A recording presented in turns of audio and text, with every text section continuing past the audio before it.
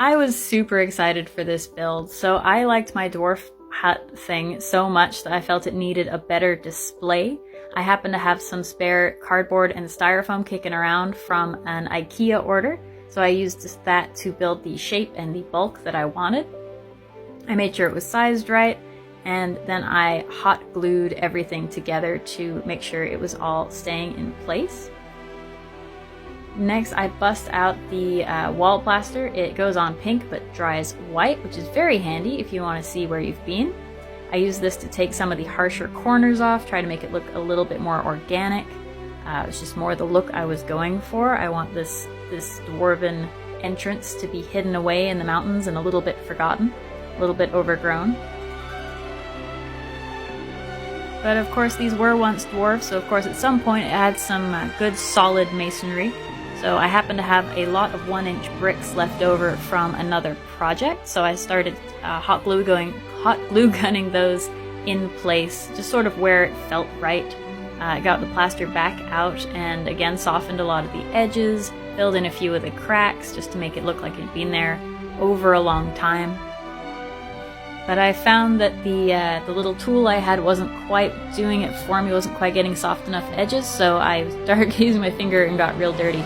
Then of course I had to take the hard edges off the cardboard and bevel it slightly just so it looked a little bit more natural. I sprayed on some spray Mod Podge and then poured on my usual dirt and little pebble layer before sealing it all in with a glue paint mixture once that had dried. I like to use black paint. I learned that from Black Magic Craft. I love his videos. Do head over to his YouTube channel if you want more tutorials on crafting and things. He does great content. And black just works so well as a nice base coat. I'm often really lazy and then just don't have to go over with a black paint layer as well. So it's handy for that.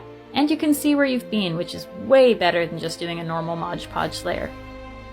Once our black layer is done, it's time to dry brush on our other colors. I always start pretty dark, usually going with a nice dark gray as a base, especially if I'm doing anything stone related. And then just get progressively lighter. I made sure to get the little odd rocks and things I'd put around for a little bit of character, and then started going in with a brown layer for the dirt and things that had built up over time surrounding it, and just kind of got progressively lighter and lighter as I went, just to give it a lot more depth. Every color I used, I then dry brushed very lightly over the bricks. Again, it just gives it so much more depth, so much more character.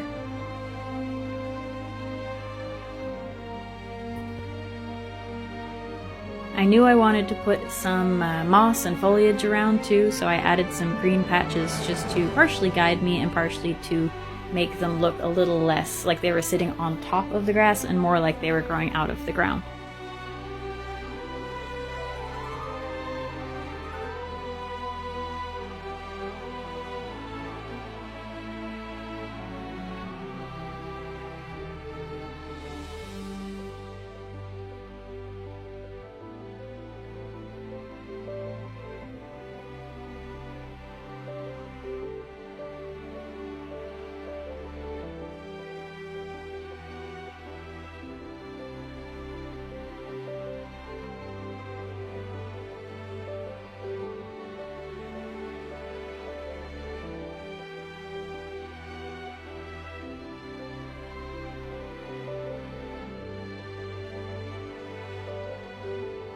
For the moss, as always, I am too cheap to buy flocking, so I make my own just by grinding parsley up nice and fine.